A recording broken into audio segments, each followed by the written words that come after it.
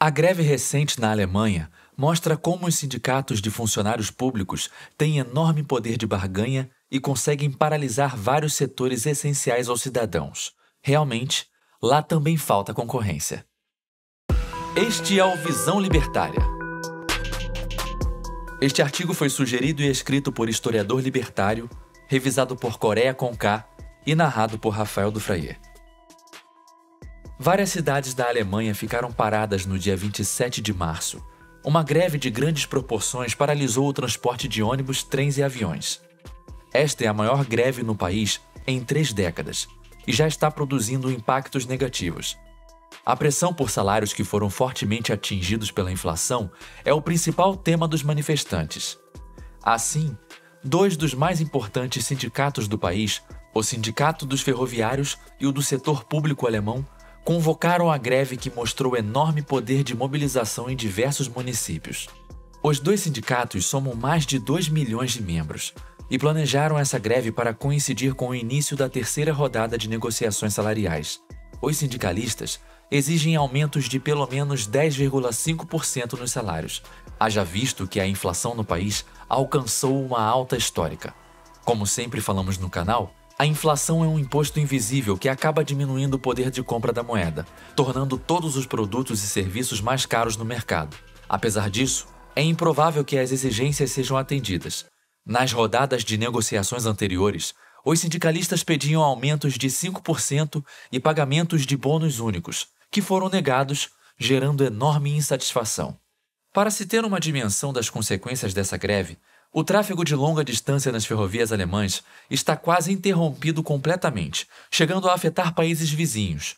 No tráfego regional, a maioria dos trens está fora de circulação, como informou a companhia ferroviária alemã. É o de Berlim-Brandemburgo, apenas com voos internacionais. Já os domésticos não estão chegando e nem partindo, devido às paralisações nos outros aeroportos. 400 mil passageiros estão sendo diretamente prejudicados devido à greve, já que não possuem uma outra alternativa. Adicionalmente, em 7 estados do país, os ônibus urbanos, metrôs e bondes estão totalmente parados. Outro problema da greve é o transporte de cargas. Tanto nos portos quanto na rede ferroviária estão sendo fortemente afetados, devido aos estivadores se juntarem aos grevistas. Todas essas paralisações aumentaram enormemente a circulação de carros nas rodovias, já que os transportes públicos e de longa distância se encontram inativos. Devido a um impasse nas negociações entre os sindicatos e os empregadores do setor público, surgiu um aumento nas tensões entre as partes. Para pressionar um acordo, cerca de 350 mil trabalhadores de inúmeros setores foram chamados para participar da greve de advertência, no dia 27 de março. Mas se deixarem a mesa sem uma decisão, os grevistas consideram a realização de novas paralisações durante o feriado de Páscoa.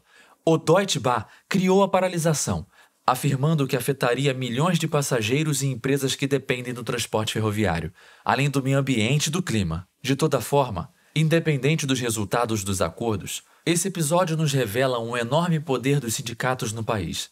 Isso acontece porque desde o fim da Segunda Guerra Mundial, em 1945, os alemães adotaram um modelo de unidade sindical, ao contrário do Brasil. A associação a um sindicato acontece de forma espontânea, por parte dos trabalhadores, sem nenhuma imposição normativa ou restrição legal. De acordo com um estudo da Fundação Friedrich Ebert, quase 8 milhões de pessoas faziam parte de algum sindicato em 2018. Além do nível de sindicalização na Alemanha ser alto, é superconcentrado num pequeno número de entidades. Isso as torna mais representativas e com enorme poder de negociação.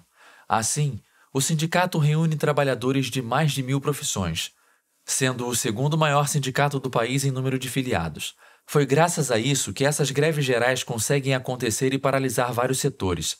Em contrapartida, aqui no Brasil, temos diversos sindicatos, bastante segmentados por áreas e regiões, tendo então menos força. Alguns especialistas financeiros avaliam que as consequências da greve na economia foram limitadas, mesmo com os transtornos ao sistema de transporte. O economista-chefe do Commerzbank disse que essa greve não só prejudica os cidadãos, como impacta na reputação do país como um local de negócios. Além disso, ele alega que os impactos econômicos foram limitados porque a maioria das empresas continuou trabalhando normalmente. Mas um especialista do Instituto de Pesquisa Econômica da Alemanha estimou que os bloqueios nos portos, além de cancelamentos de voos e linhas de trens paradas, causarão um prejuízo de 180 milhões de euros. Enfim, é bom trazer aqui uma visão crítica sobre os sindicatos, já que essas instituições atuam como braços do Estado e aqui no Brasil, às vezes, são puxadinhos dos partidos políticos. Segundo muitos economistas, essas instituições acabam prejudicando a flexibilidade do mercado de trabalho, fazendo com que os empregadores estejam menos dispostos a contratar novos funcionários. Isso porque os sindicatos sempre pressionam por salários mais altos do que o mercado pode manter, elevando a inflação e a perda de competitividade das empresas. É claro que os sindicatos não defendem todos os trabalhadores, apenas os interesses daqueles sindicalizados. Às vezes nem isso. Não é difícil encontrar decisões que beneficiam apenas as lideranças sindicais. Além disso, existe uma preponderância da ideologia marxista de luta de classe no discurso sindical, que visa culpar o setor privado e empresários por baixos salários ou quaisquer problemas da sociedade.